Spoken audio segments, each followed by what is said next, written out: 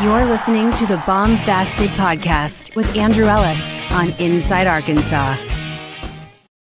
What's going on, everybody, and welcome back to the Baumbastic Podcast, presented by Inside Arkansas and hosted by Andrew Ellis, the best damn baseball show you've ever seen, heard, thought of, or even knew was possible. And it's now game week. The Arkansas Razorbacks will be playing some real baseball, a game that counts in the stat books and the record books and everything on Friday at 3 p.m.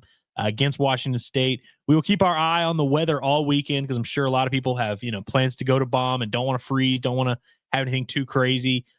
Who knows if the 4-game schedule will end up being the same 4-game schedule that actually ends up happening. But again, we are now pretty much out of the woods of the offseason. Arkansas is going to play some baseball this week, and it's going to count. The excitement is at an all-time high. Had a really good time watching the team this past weekend wrap up their preseason scrimmage action on Friday and then a doubleheader on Saturday. If you missed those episodes, make sure you go check those out to see who all stood out. Spoiler alert, Cam Kosher was very good.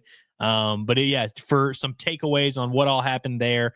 And again, check out all the episodes that we've been doing here on the Baumbastic Podcast. You can check out the podcast feed on the Inside Arkansas Live or on the Inside Arkansas channel on YouTube. If you scroll over, there's a little feed that says podcasts. You can find the Baumbastic Podcast there. Every video we do, every live stream we do, every recap, every whatever interview, it's all on there. It's the easiest way this week to catch up on what all you might have missed throughout the offseason, whether that's lineup projections, pitching roles, who's hitting well in the scrimmages, who's not, who's the guy you need to look out for, who's going to take that next jump. No matter what your concern is, we have covered it here on the Baumbastic Podcast, and we will continue to do so throughout the remainder of the season. Also, a quick announcement before we get going. This Friday, I've been thinking about what I wanted to do exactly for the first game of the year. This Friday, when Arkansas opens up the season, I'll be going live a few minutes before for a live watch along. The Baumbastic Podcast will be live for the entirety of the game, so for 3 hours, whatever that ends up being. So come hang out if you don't have any plans, if you're not going to Baum to see the game in person, which, depending on how the weather shakes out, might be a smart decision. You can watch it here with me and with whoever else shows up. We've got our kooky characters in the comment section that are always there to provide the fun and the entertainment. And so it'll be fun. I'm looking forward to it. I've never really done anything like that. We've done some watch alongs for basketball, and we always have such a good time with those. Baseball being a little bit more of a chill, laid back sport. It's a little bit harder, I feel like, with basketball. And so I think it's going to kind of work out. We'll be able to just kind of talk about the game as it's going on. I'm not going to do a color analyst, play by play, full on, just go, call the game. We'll be talking about the game. We'll be talking about players that pop up, whatever else comes to you guys' mind, but looking forward to that. So I hope I can see each and every one of you there on Friday. Hop in the comment section, throw us a comment, and we'll talk about it. We'll do whatever. It's just going to be a fun hangout session watching Arkansas baseball. So really excited about that. Really looking forward to that. And of course, we're going to continue to have episodes throughout the week leading up to this season. This is kind of the time where we're going to get all those last predictions and projections in before the season starts. And so that's kind of what we're going to do here on today's show, is talk about who's going to lead Arkansas and, all the key stats, all the cool stats. And it'll give us a good chance to kind of get our last predictions in on just kind of how we see this going and who are going to be kind of the main guys for this Arkansas Razorback baseball team. But before we do that, I got to give you guys a shout out to my guys over at Alumni Hall at 3417 North College Avenue. It is the ultimate Razorback shopping experience. With the season just around the corner and this Arkansas basketball team potentially about to go to the NCAA tournament, you got to make sure you're decked out in the best Razorback gear, the best brands, whether it's Nike, whether it's a Columbia jacket, whether it's a starter jacket, whether it's whatever. They've got it all over there at Alumni Hall. The best selection you will find in Fayetteville or in Northwest Arkansas anywhere. And if you can't make it there, check out their online store. You can do that here at insidearkansas.com/alumni hall. Again, insidearkansas.com/alumni hall. That'll take you right to their online store, and you can check it out. You can get one of the new baseball jerseys, which I think is definitely a must-have if you're a Razorback baseball fan. You can also get the hats that they have, the red, the charcoal, the yellow, the camo, whatever it is, they've got it. Go check out Alumni Hall. They're very good to us, and we're very good to them. We appreciate all they do for us. And helping us come in there and crash it. We were there Friday, did a live stream from there. We always enjoy our time there. And every single time I'm there, I'm being dead serious. Like I see stuff where I'm like, man, wish I had that. Maybe I should get that. And whatever it is, whether it's clothes, apparel, stuff for the baby, stuff for the dog. You can also just get random Razorback gifts, tailgating stuff there. And they have some seasonal stuffs too. So like when it's Christmas time, they've got Christmas trees and all that. So definitely go check those guys out if you can't make it to there in person, 3417 North College Avenue in Fayetteville. Again, check out the online store, Alumni Hall. It's where Razorback fans go to shop. Okay, so this is going to be a pretty simple, straightforward episode. I'm just going to kind of go through not every single statistical category on the team, but at least the cool ones, the ones that people really know about. Who's going to lead the team in average? Who's going to lead the team in home runs or ERA or any of that? So we're going to kind of talk about the big ones, and then we will, that'll give us a chance to talk about some of these players. But I feel like it kind of paints the picture of at least my predictions on what to expect from this Arkansas baseball lineup and pitching staff. We got to start right at the top with batting average, which if you guys have been listening long enough, I feel like it's kind of one of the more overrated stats in baseball, frankly. But whenever people say, hey, who's going to lead the team in hitting, oftentimes they're referring to batting average. It's, kind of not the end all be all, but I'd say it's the most standard hitting statistic. So of course we gotta note it here. I'm a big fan of OPS, on base percentage plus slugging percentage. I feel like that tells a better story, but nobody ever asks me who's going to lead the team in OPS. They always ask who's going to lead the team in home runs and who's going to lead the team in batting average. So I figured we would talk about it. So batting average, I went back and forth on this. By the way, in 2024, Arkansas was led by Peyton Stovall in batting average at 340. And really, there weren't a ton of people super close. Peyton Holt hit 322, but he only, I guess they played similar amount of games in 48 and 46. Ben McLaughlin hit 302, playing damn near every game, playing 60. But yeah, Peyton Stovall is the leader at 340. The number fluctuates year to year. In 2021, I believe it was Robert Moore or Brady Slavens that led Arkansas in batting average at 284. In fact, they might have been either tied or like right there close to it. But the team leader in batting average is 284, 285. Some years the team leader might be 307, something like that. You might get an Andrew Benintendi where he leads the team at like 377 or whatever it was. It kind of fluctuates year to year. So I don't know if there's a specific number in mind that whoever's going to lead this team in average this year needs to reach. But the guy that I kind of settled on, this may be a hot take, I really don't know, is Kendall Diggs. And I honestly, if this were an on-base percentage, if I were doing that, which, I'm not, but I guess this is kind of serving as that. If it were on-base percentage, I would actually feel pretty confident in Kendall Diggs because I know he's going to take a ton of walks. We know he's got a proven track record. He's hit 299 in the SEC as a sophomore in 2023. So we kind of know what he's capable of being a 300 average type of guy. And we saw Peyton Stovall, who had a very similar injury last year, would hit 256 as a sophomore, had the shoulder surgery, got that cleaned up, came back and hit 340. So I've got it back-to-back years. Someone coming off of a labrum surgery is going to lead the team in average. And if Kendall Diggs has a similar jump in average that Peyton Stovall had, he's going to hit in that 320, 330 range. I think that kind of checks out. Like I could definitely see him doing that. Hell, this time last year, I did a stat projections podcast. I don't remember what I projected for Kendall Diggs. If I had to guess, I probably projected him to hit in that 320, 330 range just based on what he did as a sophomore and projecting it forward. Obviously, he had a huge setback with the injury that set him back. He hit well below that last year. So there's some concern of, hey, is he really going to be that guy? Is he going to be a guy you can throw in the middle of the order? Who knows? But I am pretty confident that Kendall Diggs is going to be kind of in this mix. And I think there's other guys you can certainly make a case for. Brent Iredale comes to mind. Vahiva Aloy, who hit like 370 as a freshman. He comes to mind. Rocco Pepe, who hit 327 last year. Logan Maxwell, who hit 330 last year. Like, I think there's going to be a lot of guys who are in that mix that you could make an argument for are going to hit for a really good average and potentially lead the team. I feel like Kendall kind of checks a lot of the boxes. One, he's a senior now. He's been in the SEC longer than any of these guys on the team. He's seen high-level arms throughout his career. He's seen every type of arm you can imagine. He hits pretty well against the lefties, so I don't think he's going to be one of those guys that hits 340 against righties and then 220 against lefties. I think he'll probably hit closer to that 260, 270 range against lefties, maybe a little bit less power. But I think he's more than make up for it against right-handed hitters. So again, I kind of see him hitting in that 320 to 330 range with the batting average. I think there's going to be plenty of guys who are kind of right there on his tail. You might see 5 guys hit in that 300 range, 300 or more.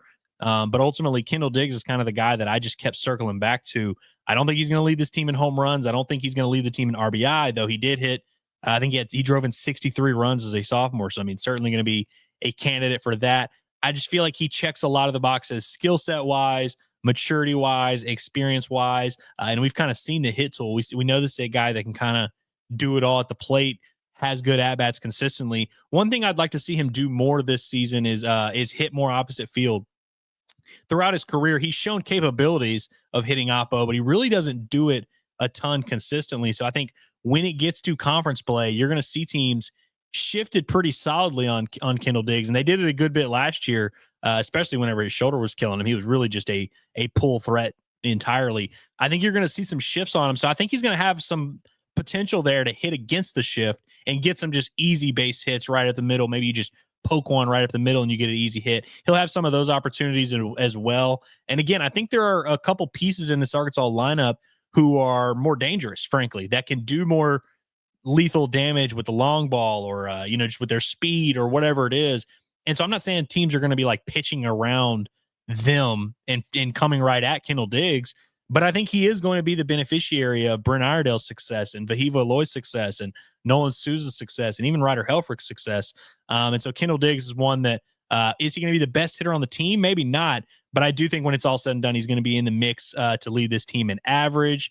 So that's where I'm going there. Honorable mention, I think I got to go to both Iredale and Vahiva Aloy. Rocco Pepe's one that I feel like is sneaky. He's been as consistent as any hitter on the team throughout fall and spring, and we haven't seen a ton of them because he was banged up. I think he's a guy that could sneaky maybe have better numbers than people are forecasting for him. Moving on to home runs. So Vahiva Aloy led the team with 14 last year. I think Brent Iredale is a guy that is his most serious competition. If you're going to dethrone Vahiva Aloy as the home run king, I think Brent Iredale has the best chance to do it.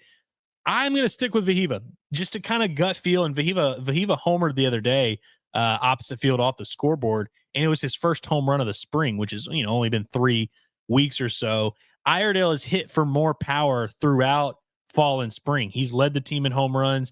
Who Rocco Pepe I just mentioned, by the way, he's also sneaky been as powerful as anybody in the lineup throughout these scrimmages here. But I feel like Vahiva Aloy just is really it's hard to bet against him here. I also think when the weather warms up, you'll see him come alive a little bit. That power is going to take another step. He's also a guy that can hit home runs to right field, can hit home runs to left field. Hell, he can mishit some balls and just put enough backspin on it where it might get out of the yard. I think he's going to yank plenty of home runs into that left field corner, which is kind of like, not the shortest part of the yard, but like, I'd say that's like the, where you can get those wall scraping home runs, that left field bullpen there. I think you'll have plenty of those. He's, of course, shown the capability of hitting those 400 plus foot home runs, but I also think he's gonna have some to opposite field. Like he's gonna do a lot. I think he's gonna hit for a much higher average than the 270 he hit for last year. I also think he's gonna improve a decent amount on the 14 home runs he hit.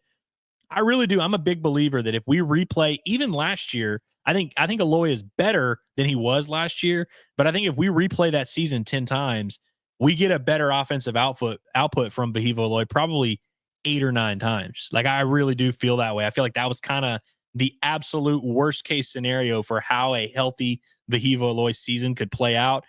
And he was 270 with 14 home runs. So that tells you like what the floor is that we're looking at here. If we think he's made some strides, you're looking at a floor of probably 15, 16 home runs. I think he's a real threat to hit 20. I would probably bet on him to end up above that for now. Of course, honorable mention has to go to Brent Iredale. I think he's very much going to be in this mix, but my home run king projected, I have Vahiva Aloy for now. I'm going to project him for, let's throw a number on this here. I probably should have thought about this before I went live and hit record. I'm going to say he hits 24 home runs. That sound like too much? A 10 home run improvement from sophomore to junior year may sound steep. He did hit 9 home runs in the Cape with a wood bat in like 20 something games. So, I mean, he's got power that can translate. I'm going to go 24 home runs for Fayetteville Loy. That's probably a little bit optimistic. So I can be talked down to 21, but I do think he crosses the 20 home run mark. And I feel really good about it. And I can't wait to watch him play, man. I'm excited to see that. Nothing I'd add about Vahiva before I move on. He's going to have ups and downs. You know, he's going to be one of those guys that fluctuates a little bit. He's one that gets hot. So I think he's going to have plenty of weekends this year where he doesn't hit a home run, but I think he's also going to have some weeks where if Arkansas plays 5 games, he might hit 5 home runs, or he might hit 4 in a weekend or something like that. Like he's just got that kind of, I don't know if like what's the term I'm looking for. That's spurtability. That's what Eric Musselman would call it. But I feel like he's one of those guys where he's going to have them in bunches to where he might be halfway through the year and he's only got 7 or 8, and then he'll just rattle off 5 and 8 games, and you're like, oh, okay, right back on track. Moving on to RBI. So this one I'm going to go with Brent Iredale. Last year, Vahiva Loy led the team with 56 runs batted in, which again, I really feel like is a number that Vahiva is going to improve on, especially if he hits 24 home runs. So it's hard to go against him here for RBI. But I feel like Brent Iredale kind of has a perfect mix of all the skill sets of all these Razorback hitters. He might not lead the team in average, but he's going to be in that top 3 or 4. He might not lead the team in home runs, but he's almost certainly going to be in that top 2 or 3. And I think RBI, he's going to be batting 4th. He's hit 4th in just about pretty much every scrimmage that Arkansas's had dating back to the fall. He's hit either 3rd or 4th. So he's going to be in that slot there where it's kind of ready for him to drive in some runs. Vahiva is almost certainly going to be batting 2nd. Not that it really matters that much. You can drive in runs at any spot in the lineup. But I just feel like for Brent Iredale, it kind of makes sense. He's going to have guys like Davalon, like Aloy, like potentially Diggs or Souza right there in front of him. There's going to be ducks on the pond a good bit for him. I think Brent Iredale's a guy that's going to hit over 300. I do think he's going to hit over 300. Again, might not lead the team, but he'll be in that mix. I think he's going to hit damn near 20 home runs, somewhere in that range. He's going to hit a ton of doubles. Hell, he might lead the team in doubles. I just think he's going to do a little bit of everything for this Arkansas offense. So I have him as the RBI leader, and I think that number is going to be pretty high. I think it's going to be over 70. I'm going to say he drives in 74 runs. Call me crazy. I think he's going to drive in about 70 something runs. I think Vahiva is going to drive in. He drove in 56 last year. I think he's going to be in that 70 RBI mix as well. Diggs drove in 63 runs as a sophomore. That's a big number. And he hit a lot of like 3-run home runs. I think he probably ends up right around that, like in that 55, 65 range. That's kind of where I see Kendall. So, I mean, regardless of what else happens with this Arkansas lineup, you have 3 guys in the middle there that are driving in runs like that. It should bode well for this Razorback offense. And by the way, the home run projection for Vahiva is definitely optimistic, but like in terms of runs batted in, I don't even really think that's crazy, a crazy high bar for these guys, one of which has already hit 56 RBI last year, and Diggs, who had over 60 as a sophomore. Like, I don't think I'm like going out on that much of a limb by saying they're going to be in that 60 to 70 range this year as a junior and senior. And so Brent Iredale is kind of my pick, but of course, with respect to all of these guys that I've been mentioning, who I think are going to be up there doing a ton of damage, driving in a ton of runs, hitting a lot for the Razorbacks. And on to stolen bases. This competition features a few different names that I haven't mentioned yet. The one that I'm picking, though, is a name that I kind of already have mentioned. That's Nolan Souza, who I think is going to, who knows where he ends up in the lineup. He was hitting 7th last week, and I think he's got to be up closer to that middle of the lineup there so he can really do some damage. He's a guy that has led Arkansas in stolen bases like all offseason. In the fall, he was 13 of 14 on stolen base attempts. In the spring, 3 weekends since they picked back up, he's 6 of 7. And the one that he got thrown out on was just a blatantly wrong call. I think I talked about that on one of the, I can't remember if it was Friday or Saturday, but I spoke about that on one of the episodes recapping the scrimmages. They had some player umpires out there who just didn't have a clue. But Vahiva Loy, I mean, you do the math. I don't know how many scrimmages they had in the fall, maybe 14, 15, and he steals 13 of 14 bases. And then you come back in the spring and you've got about 9 scrimmages, and he's 6 of 7 on stolen bases. I'm not saying he's going to carry that into the regular season and steal damn near a base a game, but it's not even close compared to the rest of the team. I mean, he's pretty much doubled up the next highest guy, who is Justin Thomas, by the way, who I think is also going to be a candidate to lead the team in stolen bases. Certainly got the speed, the athleticism, and the instincts to do it. Will he be on base as much as Nolan Souza? Most likely not, which is why I ultimately kind of lean toward Nolan Souza. Souza's also, by the way, going to get in his own way in this run because he's going to hit a lot of doubles and a lot of home runs, which are not, I mean, doubles, you can steal third, but, probably not going to steal third a ton. He's going to cut into his own stolen bases by driving himself in a few times. He'll also have a triple or two with his speed. But he's a guy that every single time he's on first base and there's an open base in front of him, watch out. Like, he's going to be a threat against any catcher, against any pitcher. Certainly early in the year against some teams that maybe aren't as good in those departments, I think he might run wild. I've kind of always said this team is going to be more well-rounded, maybe do a little bit more of that small ball stuff that you guys love. I wouldn't expect that to be like their MO, like what they're going to really do day in and day out, especially once you get to the SEC. But I do think early in the season, like Nolan Souza last year only stole 3 bases, and he didn't play every day, wasn't on base a ton. Only stole 3 bases. Like, he might pass that up on opening weekend, like, very realistically. He's had multiple stolen bases in a ton of these scrimmages. Hell, the other day, he gets walked, steals second, steals third, 0 outs. He's on third. Like, he's just one of those guys, and he's such a freak athlete.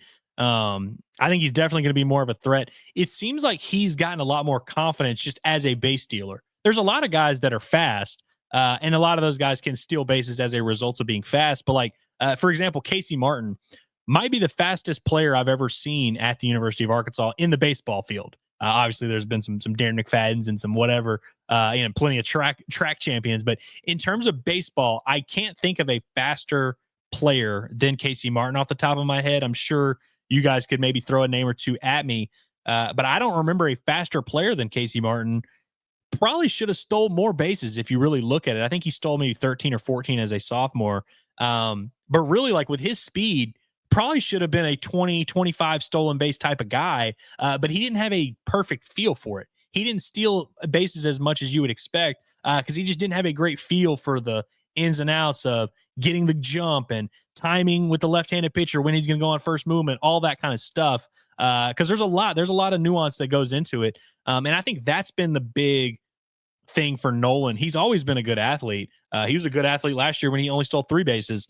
I think he's really got some confidence in that department of being on first base, knowing how to work pitchers, getting more experience doing that. And I mean, the results speak for themselves with what he's done. I mean, what is that? I mean, he stole 13 in the fall, 6 in the offseason. He stole 19 bases in basically the scrimmages equate to about half of a season. So I'm not saying, hey, that means he's going to steal 38 bases this season. But if he stole 15, I certainly would not be surprised at all. And Arkansas really hasn't had a ton of dudes in that range stealing more than 15 bases. So it'll be interesting to see if he can kind of make his claim there and make good on this one. Cause I really, outside of Justin Thomas, who I mentioned here, like, and I'm casually considering him. I think if Nolan Souza, if something happens to him, Justin Thomas would certainly be probably the favorite to lead Arkansas in stolen bases. But I think Souza checks all the boxes from, he has the speed. He's been doing it in scrimmages. He has a good feel for it. He seems to enjoy the kind of cat and mouse game that comes with it. His confidence is up. I think he's going to be on base a ton. He's going to draw a ton of walks. He's going to hit, I think, around 300 as well. And also, if he's hitting, say he's hitting 5th or 6th in the lineup, it's a little bit easier to run wild than if you're hitting 2nd and you've got Vahiva Aloy and Brent Iredale coming up. I could see how you maybe wouldn't want to steal a base there, but if Nolan Souza's coming up in that 5-6 range, maybe even batting 7th, and you've got your 8-9-1 due up, hell, you might as well go ahead and swipe one. So add it all together. I think it's kind of a no-brainer that Nolan Souza is going to lead this team in stolen bases, but we got to give some respect to Justin Thomas. I think he's going to have a chance. Let's move on to the pitching side. The hitting side took a little bit longer than I thought. We're going to move on to the pitching side. I'm going to start with innings pitched, which is not like a super, fancy stat or anything like that. Nothing crazy. Just who's going to throw the most innings for this Arkansas Razorback baseball team. Obviously, most years you kind of have an obvious one. Like, for example, last year, Arkansas had a young man named Hagen Smith who threw 84 innings for Arkansas, which was, let's see, let me do some quick math right here. Nobody else threw 60.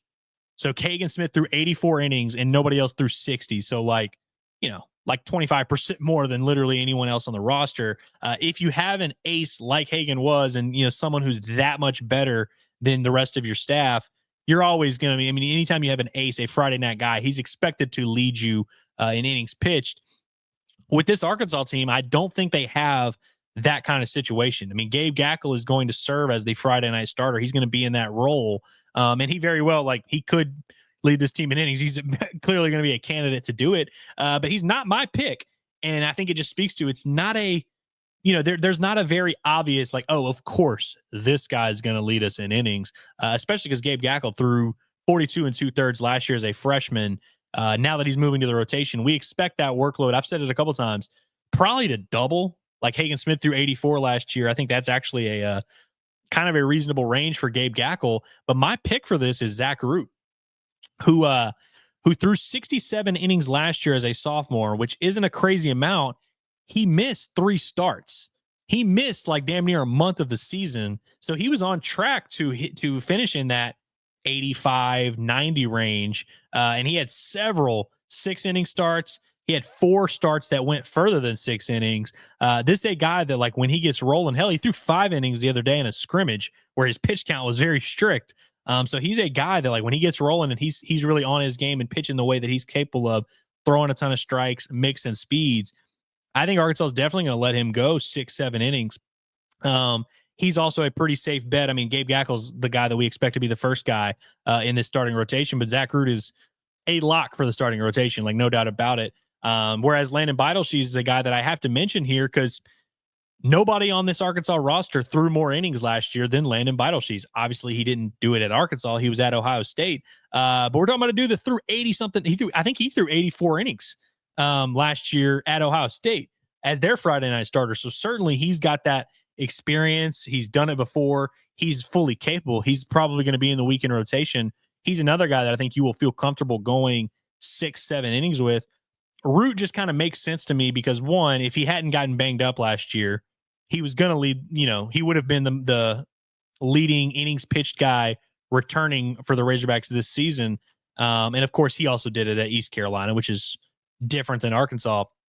But I feel like of the 3 projected starters, Beidelshees, Gackle, and Root, he's kind of built. He's got the skill set to work deep into ball games, whereas Gackle and Beidelshees are guys that I expect to be able to work deep, mix speeds, and kind of get guys out in different ways. But they're definitely more power-based pitchers. And Hagen Smith last year, which, by the way, Hagen Smith was the best pitcher in the country last year. It's actually kind of crazy that he only threw 84 innings. Arkansas was pretty conservative with how they used him, but I think part of that was Hagen Smith's a power pitcher.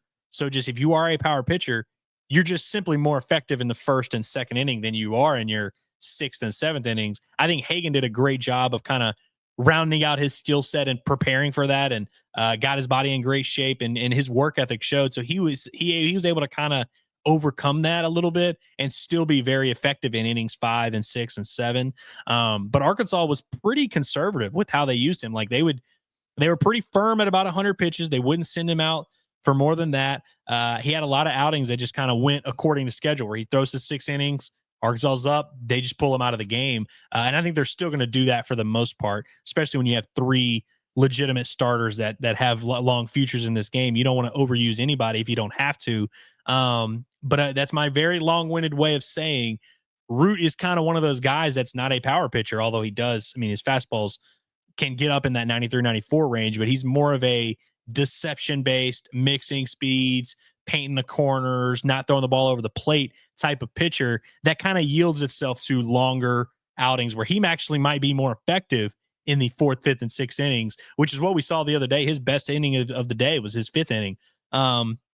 All that to say, I think Zach Root is kind of the guy I would bet on. Certainly, I'm not going to be surprised if Gabe Gackle becomes one of the best starting pitchers in the country and really takes that next step forward and ends up throwing 90, 95 innings. I think all 3 of these starters are going to throw a good bit. And I think Gage Wood, if he ends up being in that starting rotation, he's fully capable of doing a similar thing. I think Root is kind of the safest bet for all intents and purposes. So moving on to ERA, which of course is just a completely different conversation for a lot of reasons. Most of you know this, but I'll go ahead and just spell it out. If you're throwing more innings, it's really hard to have a low ERA. Like, for example, Hagen Smith did not lead Arkansas in ERA last year. Christian Fauch and Jake Faraday had lower ERAs. Of course, those two guys threw a combined 35 innings, and Hagen threw 84. So we understand why. But it just goes to show you, like, ERA, who has the best ERA is very much not as simple as who's your best pitcher, who's your most effective guy, who do you trust the most. It doesn't always work that way, and I think Christian Fauch last year is a good example of that. I don't even think he was in the top 5 of pitchers Arkansas trusted the most, but they had a very clear plan in place. He was very effective in his outings. It worked out perfectly. He ends up with an ERA of 0.81. And so you guys have heard me probably say it a lot. Don't expect Christian Fauch to replicate that ERA because his role is going to ascend a little bit. He threw 20 innings last year, 22 innings. He's going to throw probably more than 40 innings this year. His workload might even double. And so I don't think he should be expected to keep that same effectiveness, although he is going to be highly effective. I've come full circle where I still think Christian Fauch is going to lead this team in ERA. There's certainly some other guys you need to consider here. I think Gage Wood, if he ends up being in that closer role, he's definitely a candidate to lead the team in ERA because you're basically taking a starter, a weekend starter, and saying, instead of throwing 6 innings, throw 2. So, of course, Gage is going to have a much better ERA in the bullpen than he probably would have in the starting rotation. I think he's going to be a candidate, but ultimately, I think Arkansas is going to depend on him a lot. Like, I still think he's going to end up throwing 65, 70, 75 innings, hell, maybe even 80 out of the bullpen and with some starts mixed in there. And the same could be said for someone like Will McIntyre, who Arkansas's leaned on heavily a lot. I mean, through 50-something innings last year, through 80 innings the year before. I think he's a guy that is going to throw a ton of innings for Arkansas. So I'm not really considering him in this ERA race. I think it's going to be that Christian Fauch formula of someone who is throwing in high leverage settings where runs are at a premium. You gotta get out of this situation, but someone that Arkansas is going to use carefully. I think Fauch, even though it's going to be a different role, he's going to be closing a little bit more, is going to still be in that kind of mold. It'll just be a little bit more of a workload. I don't think his ERA is going to be 0.81. I'm expecting maybe something in the like 2 range, like around 2.00, which, like, for instance, Jake Faraday, who threw 14 2/3 last year, he finished the year with a 1.84 ERA, and Christian Fauch finishes the year with a 0.8 ERA with 22 innings.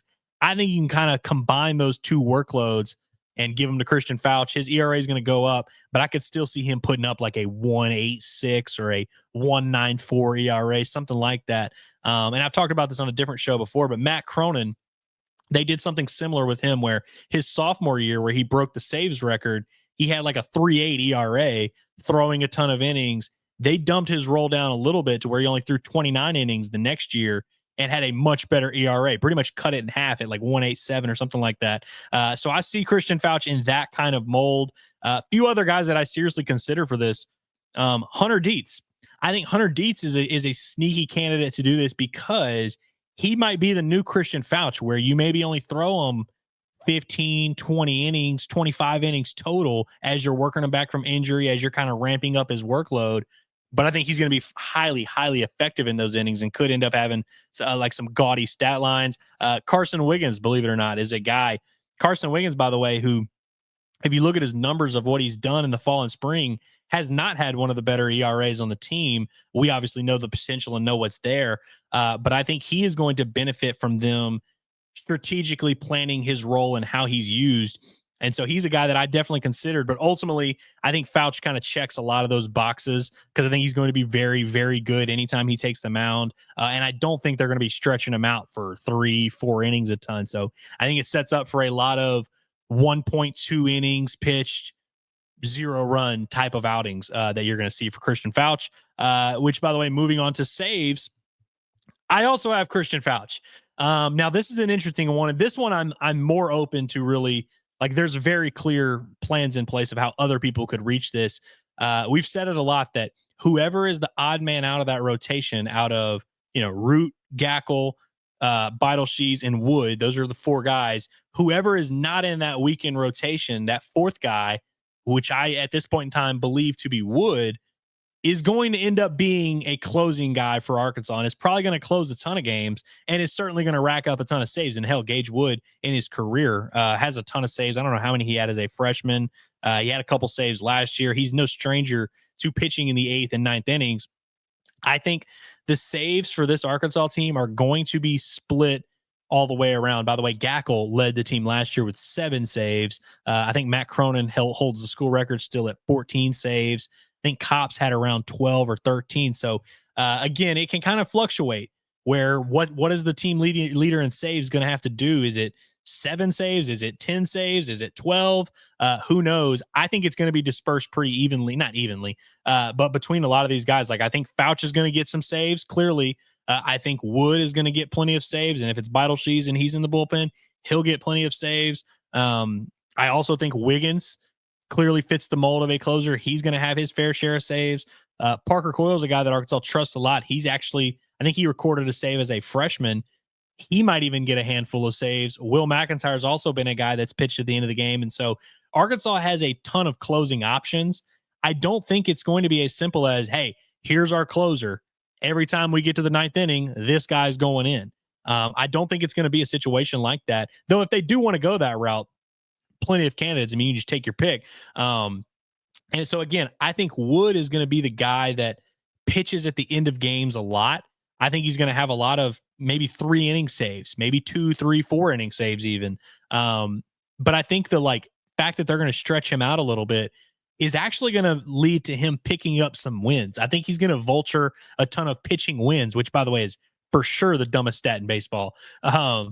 And so I think Wood's going to have an interesting mix. Plus, he might come into the game in the 4th inning or 5th inning or whatever, in which case it's not a save situation. So Wood is going to be an interesting one where I think he's going to have a ton of wins. He's going to have a fair share of saves. He's also going to have some games where he just comes in and gets the job done and doesn't leave with a win or a save, but he was very effective. Whereas I think Fouch, pretty much every time he's pitching for Arkansas, is going to either be in the 7th, 8th, or 9th inning. It's going to be a short outing. I think he might have a situation where most of his outings are save situations. Whereas, again, I think someone like Wood is going to pitch in just a bunch of different settings. It might not always be as simple as a save situation. So, and I also think, for instance, opening weekend, when they're going to start Gage Wood, I think Fouch is going to be your closer entering the year. So, I mean, if there's a save situation that pops up on Friday, I expect Christian Fouch to get that save. And so he might be able to rack up some saves early in the year, maybe get to 5 or 6 by the time we're into conference play. And then Gage might pick up and start getting some of those other saves. But again, I think it's going to be split.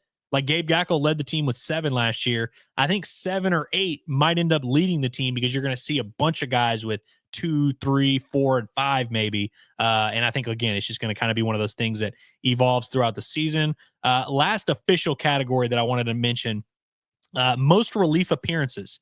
So we got 4 offensive categories and 4 pitching categories here. Most relief appearances.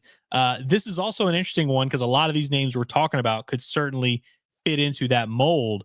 Last year, Will McIntyre led the team with 29 relief appearances. He also started a game, which I'm trying to think back. I don't remember Will McIntyre starting a game, but allegedly he did. And so I'm not lying. I'm not calling Stat Broadcast a liar. Genuinely, I just don't remember that. I'll have to look that up after the show. But Will McIntyre led the team with 29 relief appearances. Again, he ended up with 4 saves. So he didn't lead the team in saves, but he did lead the team in relief appearances, and he ended up throwing 54 innings on the year. I expect that number to go down for him for sure. I also don't expect him to make 29 appearances because a lot of times early in the year, he was making 2 appearances. And so hopefully they're not leaning on him as heavily as they did last year. Second on the team in relief appearances last year was Stone Hewlett, who, by the way, made 23 appearances and threw 13 innings. Really think about that for a second. Made 23 appearances and threw 13 innings. So not only is he not throwing 1 inning per outing, not even really close. Hell, he was getting 1, 2 outs in most of his outings last year. I don't necessarily think there's a guy that Arkansas is going to use in that specific of a role.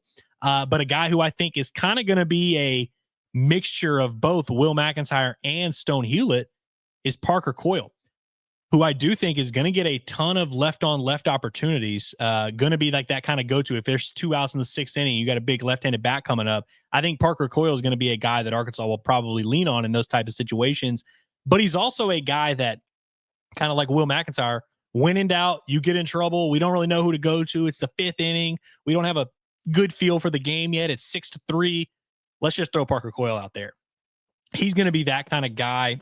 And I think he also is one of those guys that has like a rubber arm. I mean, he's a lefty that throws 91, 92, mix of speeds. Like, he doesn't seem like one of those guys who like would be substantially less effective on Sunday after you use him on Friday. Again, not a power pitcher, so it kind of yields itself to that kind of skill set. Parker Coyle, by the way, I do want to just share with y'all some stats. So in his 3 outings this spring, since we picked up after Christmas, he's made 3 appearances. He has gone 4 2/3, given up 1 hit, 0 runs, 0 walks, 9 strikeouts. He has faced 14 hitters and struck out 9 of them. Parker Coyle has been freaking good. So early in the year, the season starts Friday, as we kind of enter the season, the hierarchy is going to continue to change throughout the year. All these guys will see their roles fluctuate, but Parker Coyle is going to be a guy that is very high up on that hierarchy.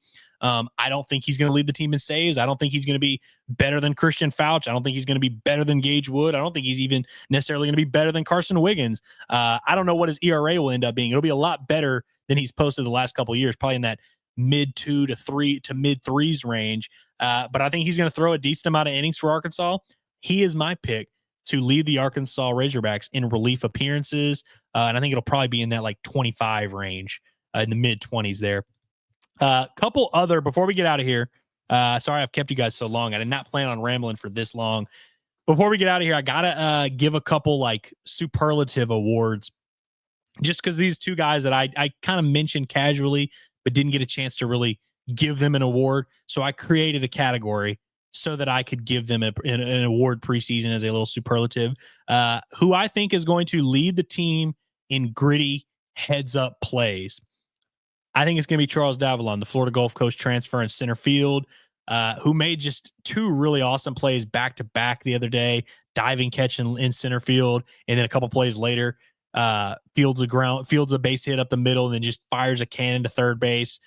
He's got a fun personality. You guys are going to love watching him play. He's going to be the leadoff hitter for Arkansas. I didn't mention him in the stolen base category because he hasn't really been that active on the base paths. He does have good speed, but he's been banged up a little bit, and so maybe that's been the case. But even in the fall, really didn't run a ton, though he did have 10 stolen, or actually he had 13 stolen bases last year. So he's certainly like a candidate, but just hasn't been as active on the base paths as I maybe thought. And he's going to be hitting leadoff where the guys hitting behind him, I don't think they're going to be throwing down the steal signal too much.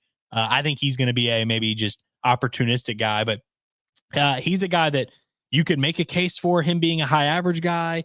He had 10 home runs last year. It showed off a little bit of pop here.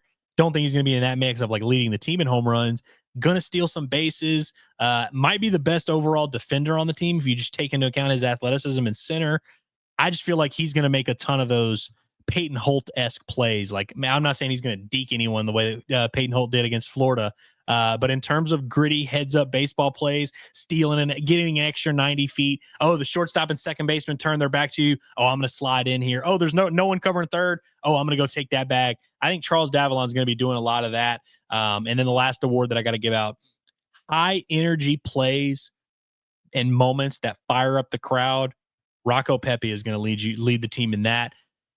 He's going to lead the team in energy every game. He's going to lead the team in just grit, care factor. He's also going to lead the team in bicep curls. I don't know if you've seen that guy's biceps. They're massive.